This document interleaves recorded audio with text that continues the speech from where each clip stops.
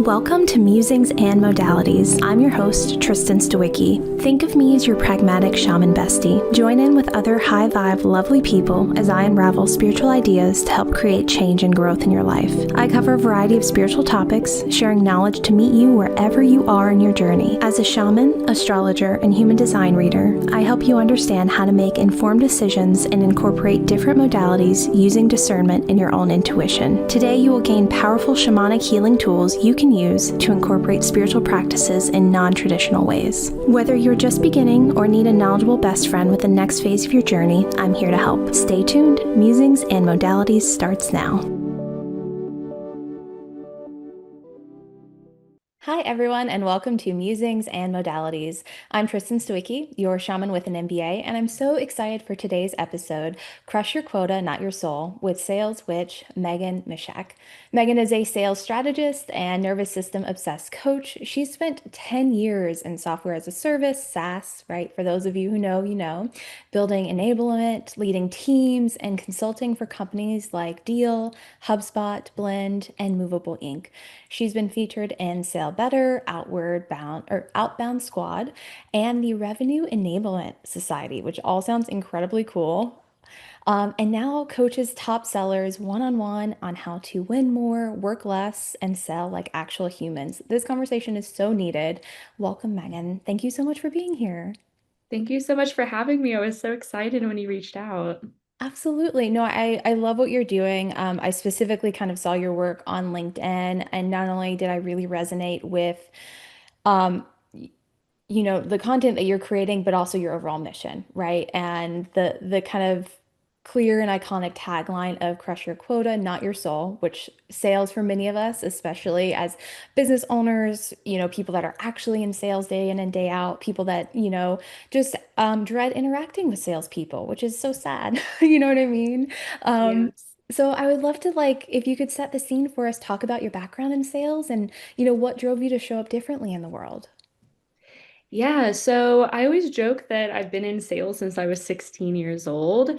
My first job, a lot of other people I remember, like my cousin got a job at a like putt-putt place, but I chose to get a job at a bathing suit store so that I could get discounts living in Florida. So while other people are just stealing ice cream from the putt-putt place, I fell in love with sales.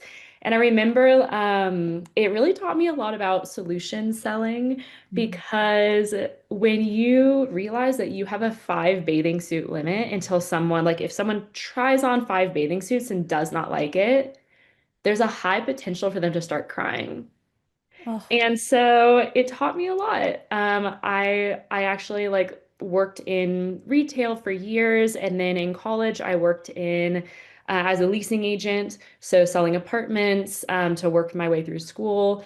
And then I graduated with a degree in sociology, and I was like, I do not want to keep going down the research route. So I stuck with what I knew, and I got into tech sales. And honestly, I've always been one of those like gold star people. Like I always really cared about making good grades and I really cared about being like a good student and whether it was like, a good sorority sister and a good this and a good that. And so sales felt really safe. So I excelled very quickly. I actually got into sales training, sales enablement, then leadership.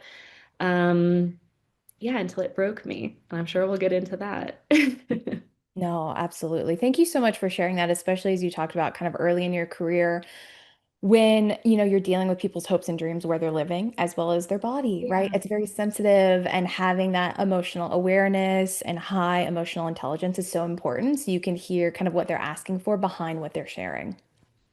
Yeah, and honestly, I have a lot of people that come to me and they're either like working in tech sales, burnt out, tired of it, wondering if it's like, God, I had this one person who she came to me actually months ago and she was selling wedding dresses. And she was like, I would really like to get into tech sales. I'm a little bit bored working in retail. I've made it really far, but I want to see if I can make more money and retire early so I could follow my dreams and ambitions. And the first month she called me, I helped her get a job. She was like, yeah, I hate this. And what she said was so eye-opening. She was like, okay, so let me just get this straight. The job in tech sales is to call 100 or hundreds of people that don't want to talk to you, book meetings with people that never show up, and sell things to people that really don't want it. Oh, And I was like, wow, that is the most brutal description of sales I've heard, but it can feel like that when you're kind of like lit, like not really in an environment where you can see something beautiful about sales. But what you just stated, like even just working in the bathing suit shop, and even for her working with wedding dresses, it actually reminds me of like the beauty of sales because a lot of people think sales is selling things, and reality is that it is psychology, it is human connection, it is deep problem solving, and honestly, it is helping people find solutions that they need. So even when I work with people who are not like the traditional salespeople, I'm putting that in air quotes. Um, a lot of people feel like they have an issue with sales, not actually the act of selling. Because if you actually think about sales as simply an exchange of energy for things that people need, makes it a lot easier, you know? And like even just yeah. a mantra of like, I have something that people need. I just need to find the right people. And I think that's where sales can feel really yucky when you feel pressure to like, if you think of it as convincing the people that don't really want it, I think of sales is finding things that people really want and just helping them get that.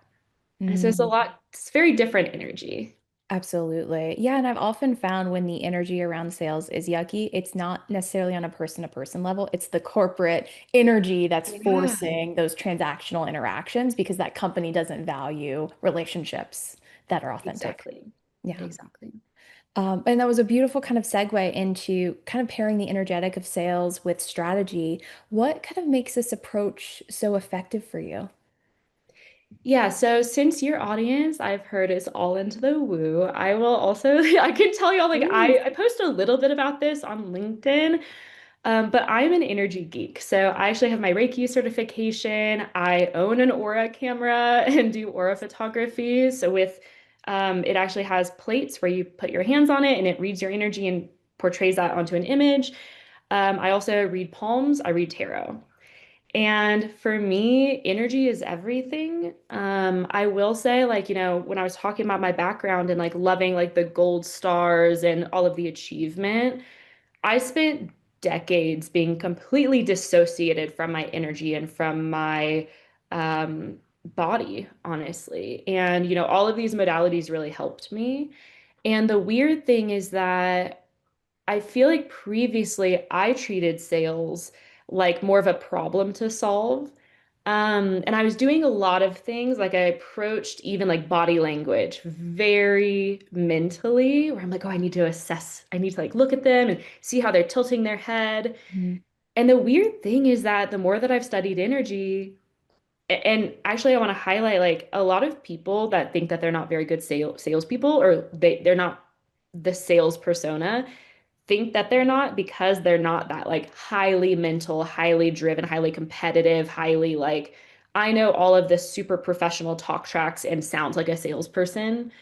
People do not want to buy from people like that. You said it. A lot of people like we think that we need to be professional and like robotic to be a salesperson, but ironically, when I started studying energy, when I started tapping into my feelings, my emotions, my body, sales became a lot easier. Mm. And so, ironically, people who don't think that they're salespeople are often the best people because they're actually relying on more natural intuition. They're like, oh, this person doesn't need what I have. They don't want to buy from me. And you're like, okay, well, why would you force it then? But a lot of corporate people feel like they have to like be different than themselves. So for me, energy in sales matters for one simple reason because psychology shows people read your energy before they hear what you say, before they even see you, they feel you. Mm. And so there's a lot of like on a positive side, we can create these beautiful experiences for people And on the negative side, I'm a sales trainer. And I will tell you that there's like, I can give you talk tracks. And if you have, you can use the same exact talk track. But if your energy is off, if you're not, and I know we'll get into like kind of like levels of energy, but if your energy is off due to like lack of confidence, you can say the same exact thing as someone else and it will feel completely different for the buyer. So that's what a lot of people struggle with when they're like, I'm doing everything that everyone says that I should do. Sometimes it's just like that energetic difference. So I think that it's so beautiful because it can be really intuitive where we have our bodies know, right? Our bodies can have normal conversations. Most of my job in tech sales is teaching people how to remember their bodies. Like I literally have to teach people how to have small talk. It's really awkward because then I go home and my partner's like, "Hey, what did you do today?" And I was like, "Yeah, I taught someone how to like have a basic conversation." But yeah, I think that like corporate America has really taught us how to forget our intuition, to forget our energy, to ignore our feelings. And it's actually like all of our sales are lacking because of it. That makes complete sense. And I also feel like as we get into more of the energy, people feel desperation, right? People Yes. feel when they're being pushed to something that they know is not right for them. And so having those in like integrity and feeling that in the interaction is so incredibly important. Yeah, and it's interesting as well because a lot of times, most of my work is with top performers or teams that already have like their basic sales stuff figured out. So like, we're not like, hey, here's literally day one, here's how to set up a cold, like do a cold call. And to be fair, I do that, but most of the time, I actually work with a lot of top performers who are like, I've read the books, I've done all of these things, and like, I just don't understand like why I'm not performing as well as I want to, or the more important one is like why I feel miserable and why I feel really bad about the way I'm selling and like I don't feel fulfilled. That's also energetic because so many people show up and they'll just be like, oh, I just got to get through this conversation. And I'm like, if you're not in love with sales, if you're not genuinely excited to hear what these people, oh, like, tell me more about your business. Like, if you're not excited, like, why are you doing it? You know? Yeah.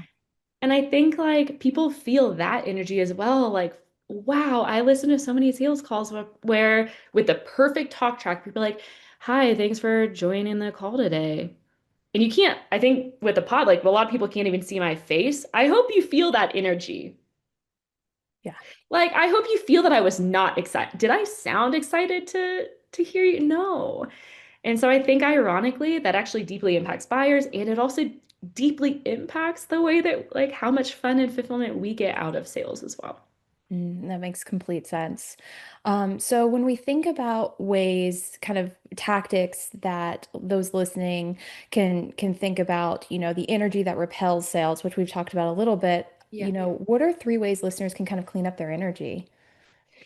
Yeah, this is an interesting one. And I'll actually quickly say I think the three biggest issues in energy with sales, the first one is desperation. So if you're coming in, they're like pushing them because you're so desperate, even for business owners especially, I have to struggle with like if you're living in scarcity, they can feel it.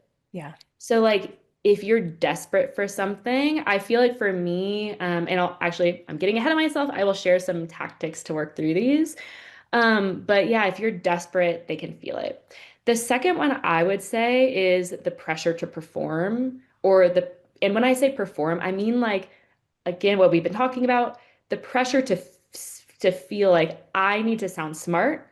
I need to seem confident. And a lot of times that actually shows up as like, I shall now sound like a robot because that is what I think people want, right? And then I would say the other one is related to desperation, but it's the pushiness. It's like the urgency. It's like I not only need this, but I need it now. And not giving, I think a lot of people in this group will understand like the term like creating a container, a safe container. Yeah. When you're pushing and you're pulling as well with that desperation, that is not a safe container. And people are like, I disengage. So when it comes to actually like cleaning up some of that energy, some of them I wanted to give some like small ones as well as some bigger ones. So I actually would say like one of the biggest things I do with clients is simply breath work. So Mhm. even before calls, taking 3 deep breaths, of course, in and then out, exhaling through your mouth. So in through your nose, out through your mouth. Doing 3 of those before a meeting will honestly do anything like way more than any talk track or et cetera that I can give you. But even at giving yourself little ways of calming down during a meeting, do you ever struggle with like if you get really like, oh gosh, do you like talk a lot? When I get very passionate, I can find like I'm very fast and I'll jump around. I have like that air energy for sure. Yeah. And then like sometimes do you ever have like the second thought in your mind? You're like, I'm so excited, but oh my God, I'm talking way too much. Right? Like Of maybe I need course. to slow down. Yeah, yeah. So honestly, there's 2 things I tell people. Like one, you can actually have, even if there's like awkward moments where you want to ask a question, but like they don't answer immediately and we kind of freak out, just having a water bottle and being able to like take a long sip, or even just using the phrase like, hey, I know I threw a lot at you. Let me just pause. What questions do you have? Or how are you feeling so far? And just having some of those like purposeful pauses is really powerful. So creating those purposeful pauses within yourself through breath work and then creating space in the meeting through questions like that break it up and allow them to speak and allow you to also calm down your regulate your nervous system a little bit if you get excited. Um Also the thing that I'll say that the second one is setting an intention for each call. A lot of people think that they focus on the outcome. So they're like, I need to turn this meeting into an opportunity, or like I need to turn this into a deal, or I need to sell them. Simply changing the intention to something curious can completely change the meeting. So actually in tech sales, a lot of people go into a meeting with an agenda instead of an intention. An intention is energetic, an agenda is task focused. And for me, most of my intentions are simply to learn. So I'm like, I need to understand if this is someone that might be a good client for me and vice versa. That can completely shift the energy and allow space for the no versus if you say, I need to like convince them that this is right. Because like, what if they're not right for you? That's kind of where that desperation comes in. So even setting more open, curious, learning-based intentions can be really powerful. And the third one, this is a little bit more extensive, but it's honestly one of the most impactful for my clients. I have them choose an archetype. So instead of, I am a salesperson, I need to show up as a tech salesperson. I need to like probably go get one of those like North Face vests and like get one of those pocket, like the little, headphones, headsets. I should probably do this call from a cold plunge. Um, Come on, like we need to be ourselves, but even more than that, I actually love helping people like just like take that a step further. So I do an exercise and I just ask them like what type of salesperson do you want to show up as? And we actually give them a kind of a title. Like one was like the heart-centric hustler. My archetype is based on like the Jungian archetypes of like the magician or the tarot card, if you're familiar with it. And just operating from that energy every day. So sometimes this also like the sage is a very classic one, where it's like your job is to provide expertise and to get curious. Like I'm just always in a book, curious about learning, and I want to learn about my clients as well. And so even having an archetype that's different can help you show up differently in every single call. And it also is a really good reminder of like what energetic state you want to be in. And a little bonus on that, I love like picking people that you really love and that embody that. So like for me, it's Terry Gross from NPR. It's Oprah. And because sometimes I talk really fast, I like getting overwhelmed. I love Obama to kind of balance that out in me. Do you That's have any people that you love that like kind of embody like how you want to show up? Anne Hathaway. It's one of my all-time favorites. A little bit mysterious, but very generous, very warm, like Yeah. that perfect kind of balance I love. Because I just a little bit of astrology. My sun is in my eighth Mhm. house of like death and taxes, and it's a little more hidden. So having that little bit of like mystique, but still be very like Ooh. warm and gregarious is like the perfect balance. I can totally see that. And do you feel like she's more similar to you or she's like very different than you and how you want to show up? And I'm not Um, saying like from my perspective, I have yeah. one, but I was like, I'm curious how you feel about it. I think there are elements of her that really resonate with like my Capricorn energy, the regalness, Yeah. the elegance that I really see. But Mm. she doesn't embody as much of the fiery energy, at least in the interviews I've seen of her. And that's like very much like the Bernadette Peters, which is why I'm a redhead. You know what I mean? Like that Yeah. beautiful musical theater, Broadway energy is also an element that's in there. That's just I have a few different ones, but that's a great I question. love that. Yeah, and I honestly I just love like again like I just had a long time like what would Oprah do? Mm, So and honestly I just picked those people because they're some are different, some are similar to me and it's really fun too. It makes it a lot fun, more fun than just like I need to be more this or more that. I'm like I just need to be like Anne Hathaway, very yeah. simply. Absolutely. No, how she shows up is beautiful and it's great to and I think all of these exercises kind of take you I don't want to say outside of your body, but where you're in a space that is safe and that is both connected and also you're like I am more than this call. You know, what we're trying to achieve here is more than just closing a deal. Like that is not the focus. Genuine human connection and really building on that because sometimes pathways open that you couldn't have even imagined. So if you're so focused on like a single door, then all of these other opportunities, won't even align. Yeah, and I think also a lot of people are just so afraid of no. It's actually, I read tarot, and I don't know about you, but like I read reversals, Hmm. and it's shocking to me when people do not read reversals because I'm like, do you just not want to go into the shadow? Like what? You don't want to look at the dark? And I think sales can be very similar, where it's like we're so afraid of the no. But honestly, no's can be a blessing. It's like I want to hear a no as soon as possible because I don't want to waste time on all these people that I have to like convince and like try to like pressure. Hell no. I'm here to find the right people that need what I want. And so getting to know quickly is a blessing for me. And they feel a lot better about it because they're like, thank you for being honest and open with me. Right. And so even a no, the worst case scenario, they don't want to buy from you. Most of the time, it's like, thank goodness that I found out, right? Because I don't want a bad client. That takes up way more space than any good client. So I think just creating space and creating safe containers in sales is really powerful. And it's something that a lot of people feel like that's not sales. Sales can't be magical, can't be witchy, but that's literally exactly what it is. It is. I mean, I actually do rituals for sales, right? Anytime I'm Yeah. trying to magnetize, I'm pulling out my candles, I'm doing the full thing. Because I'm like, we're shifting that energy and that I need tangible kind of anchors to be able to do that. It's just a lot more fun. Yeah, absolutely. It can be fun. Yeah, definitely. And so I think we've talked a little bit about kind of the misconceptions around sales. Were there any others you wanted to add before we talk about how sales is changing in 2026? No, I think we've covered a lot. I'm Gorgeous. excited about it. Yeah. Yeah, fabulous. So let's go into the future. What do you see happening in 2026? How is sales changing?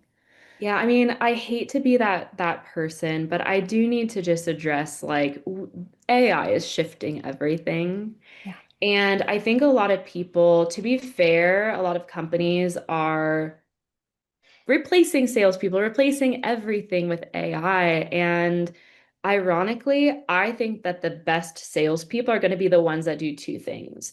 One, it is the people who are going to embrace AI and to like leverage it for themselves. And ironically, I use AI for a lot of energetic things. I'm like, hey, I'm struggling with this mindset, or I'm feeling really anxious right now. Can you help me? And like, I know that there's issues with using it for therapy. I also have a therapist. Do not worry.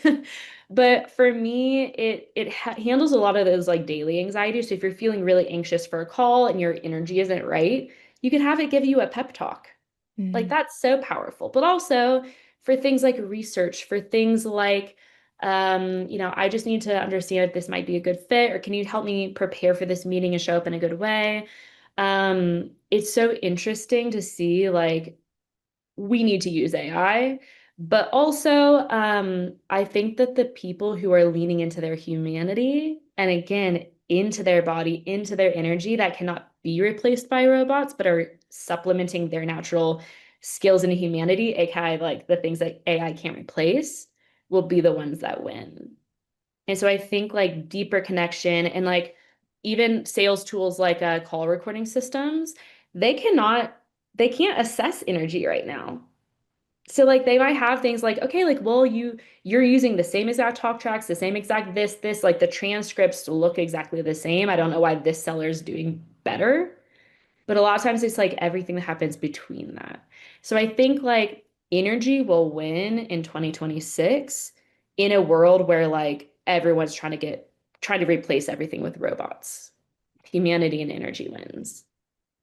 No, I love That's that. exciting. Yeah, it is. It's so exciting, especially because I feel like, so I've been working kind of in the software as a service space, forever. And to see kind of it went like data driven and then it went like API forward and then now it's AI. Yeah. It's just like here are all these tools. And most of the times companies are terrible at using any of those tools, Yeah. right? Like I still don't feel like we have a good handle on data. And so using AI to get better kind of outputs and understand data and interrogate data, beautiful. Like we love that. But you need good inputs to get good outputs from AI. Yeah, Yeah. absolutely. But I Absolutely. do think like it is very scary and for a lot of people. And so I actually also think like it sounds like your audience, yes, is like worked in SaaS, but I also think that a lot of full-time roles are going to be a lot less stable. At least for the next 5 years, as like there's so many layoffs, there's so many issues with like replacement with AI. So I also feel like a lot of people will start doing their own thing, starting small companies, starting their own businesses, and I'm here for it. It's really hard, but I think that like ironically, sales is also a big part of that for anyone who you're like, oh, I'll just start my own company. Cool. Now you're a salesperson, you Yeah. know? So it's like, and a marketer, and this, and that. And so I mean, entrepreneurship is like the deepest spiritual journey as well. So not only in sales, but like, wow, is it powerful in terms of the personal evolution there. So I'm excited for human-centric salespeople, and I'm really excited for energetic entrepreneurs. No, and I would love to hear like how you can support those that are kind of changing, if you want to highlight a success story that's recent. Yeah, so wow, I have success stories all over the place. I'll share one. So one of my clients, he's worked with me off and on for 5 years. He came to me and he was a top salesperson and he was like, "Hey, I just, I've done all the things. I've like done a lot of coaching, but I just like I don't really feel like I don't feel very fulfilled and I know I want to level up." And so we actually got him to like the number one salesperson on his entire team. He was like doing incredibly. And I just remember his big goal was hitting 200% quota, and that was not normal. He only hit 187%, and he was broken. He was like, I can't believe. And I was like, okay, like why does why does 200% matter? And it was just this like massive transformation for him. You could see his eyes get really wide and he's like, "Oh my God, I just picked this random number and I don't know why I'm like so disappointed by 187%." And so over the years, we've really like, yes, I help on the tactical side of like I help with business cases, I help with do call reviews and see how you're interacting with customers. But I also help on those like the existential lessons around what are we chasing? Why are we chasing it? What would happen if you opened yourself up to not be limited by the numbers and not to feel awful about only hitting 180% of the goal?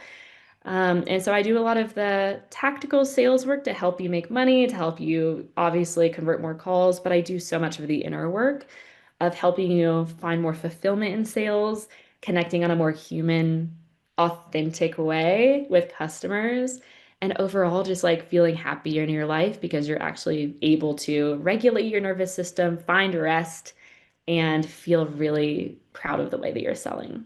Oh, that is beautiful and such an important Yeah. mission as people carry kind of their emotional baggage. All of us do, but especially those in sales where you're day in and day out, the highs are high and the lows are so low, and to be able to regulate that so you're not kind of on that roller coaster day in and day Yeah. out. Yeah, it can be rough. Absolutely. So, obviously the audience is so engaged and thrilled and want to work with you. Where can they find you? How can they best work with you? Yeah, so LinkedIn is the best place. I think you'll be able to find my name. I'm the only person on LinkedIn in the entire Wells Fargo banking system with my spelling. But yeah, I actually, if anyone's interested in coaching with me, well, first, I do a lot of content on both fun things on LinkedIn. So even if you're not in sales, I still have a lot of things with nervous system regulation about just like the witchy and the woo. I call myself that sales witch on LinkedIn. So a lot of fun stuff. I also have a newsletter called Letters to My Burned Out Self. And if you are in sales or if you're really like looking to work with me potentially, I have a link to book a free coaching consult on my LinkedIn. Oh, beautiful. Thank you so much. Yeah. There's so many great, I don't even want to call them nuggets, like truly life-changing, impactful information that you shared today. And I so appreciate it. Yes, thank you so much for having me. It was such a fun conversation. And thank you, listeners, so much for watching and listening to Musings and Modalities. You can tune in the second and fourth Thursdays of each month at 3:30 p.m. Pacific, 6:30 p.m. Eastern for more fabulous episodes. Thanks for listening.